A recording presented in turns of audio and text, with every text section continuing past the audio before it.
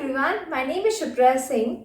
In this video, we will solve remaining type of question from your chapter number 15, that is probability. And जैसा कि मैंने पिछली videos में questions cards पे और कॉइन्स पे एंड डाइस पे सॉल्व किया है individually.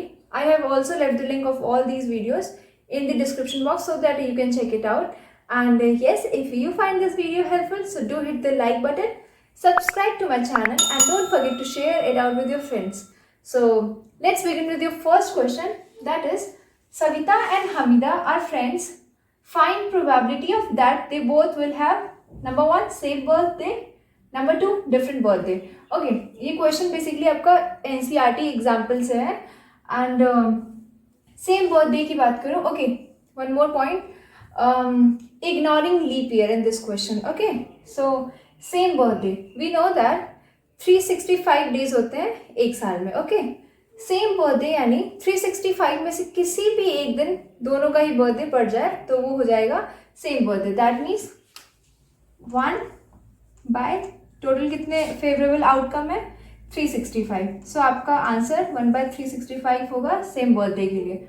Okay, different birthday solve करने का दो तरीका हमारे पास. नंबर 1, जैसा कि अभी आपने सेम बर्थडे निकाला, that means different birthday is complement for this same birthday, right. So complement find out करने का तरीका क्या है, 1 माइनस सेम बर्थडे करो तो आपको कॉम्प्लीमेंट मिल जाएगा. That means 1 minus same birthday का प्रोबेबिलिटी क्या है 1 बाय 365. सो एलसीएम लिया, so it would be 365 minus 1 divided by 365.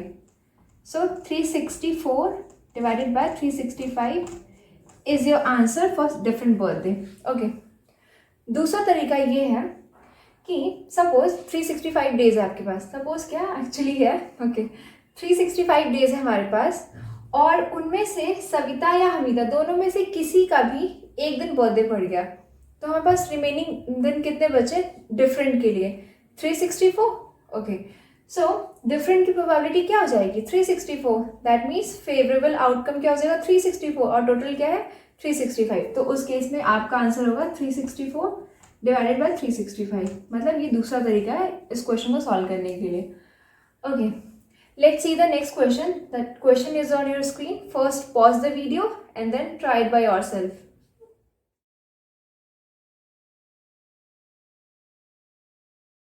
So in this question, we have 5 red balls and some of blue balls. That means blue balls हमें नहीं पता कि exactly कितने हैं और यही हमें find out भी करना है. और साथ ही साथ आपको एक condition दी गई है कि probability of drawing a blue ball is twice that of a probability of drawing red ball. Okay, so number of blue ball in the bag B X ये मैंने assume किया. Okay, number of red ball हमारे पास है 5, ये given था. Okay, so what would be the probability of drawing a blue ball. Okay, blue ball by total ball होगा. Blue ball हमारे पास x है और टोटल बॉल क्या होगा 5 plus x. So x by x plus 5. Number 1.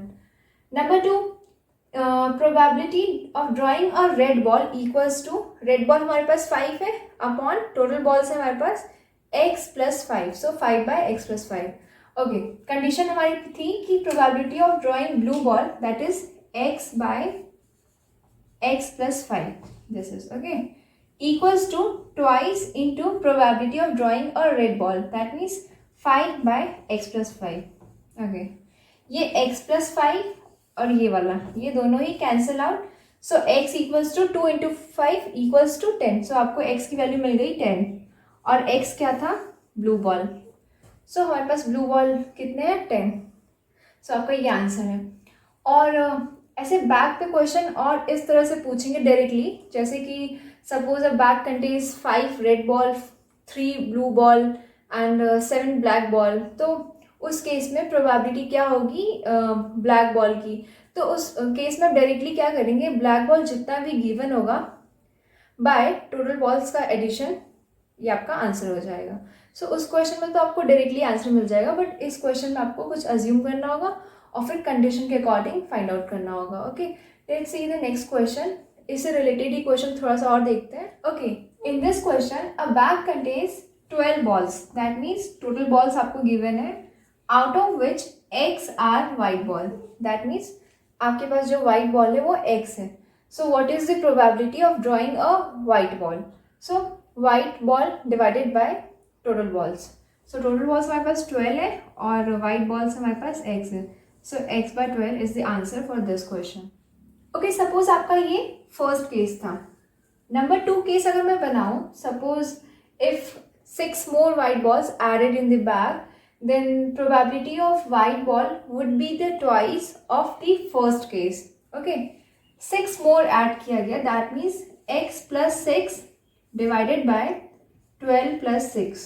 Okay, equals to कहा है twice of the first case, that means 2 into x by 12. So x plus 6 as it is रहेगा, 12 plus 6 18 equals to 2 into x by 12.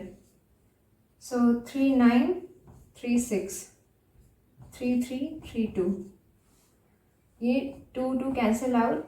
सो हमारे पास बचा है x plus 6 divided by 3 equals to x. Cross multiply किया, ये हो जाएगा x plus 6 equals to 3 into x.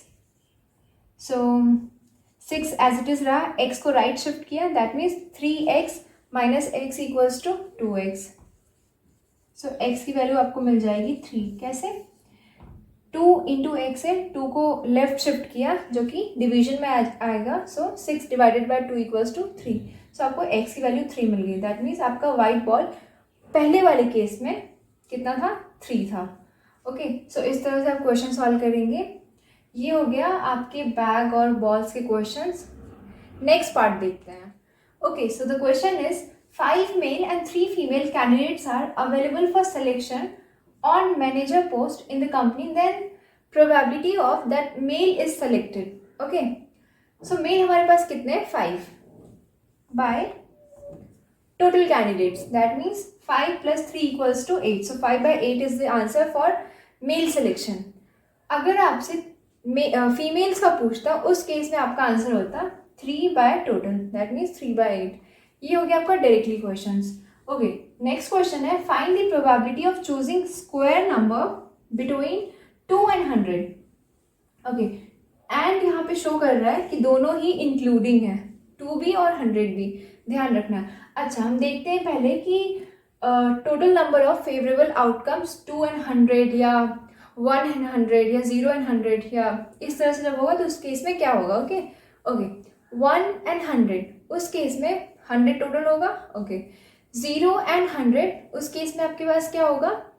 1 से 100 100 होता है, 0 भी ऐड हो गया, दैट मीन्स 101. ओके, यहाँ पे 2 and 100 है, दैट मीन्स 1 आपके पास नहीं है, सो 99. तो यहाँ पे total number of favourable outcomes क्या होगा आपका? 99. Okay, choosing square number. अब स्क्वायर नंबर देख लेते हैं. 2 का स्क्वायर 4, फिर 3 का स्क्वायर 9, फिर 4 का स्क्वायर 16, 5 का स्क्वायर 25, 6 का स्क्वायर 36, 7 का स्क्वायर 49 एंड 8 का स्क्वायर 64, 9 का स्क्वायर 81, 10 का स्क्वायर 100. सो आपका आंसर हुआ 1 2 3 4 5 6 7 8 9.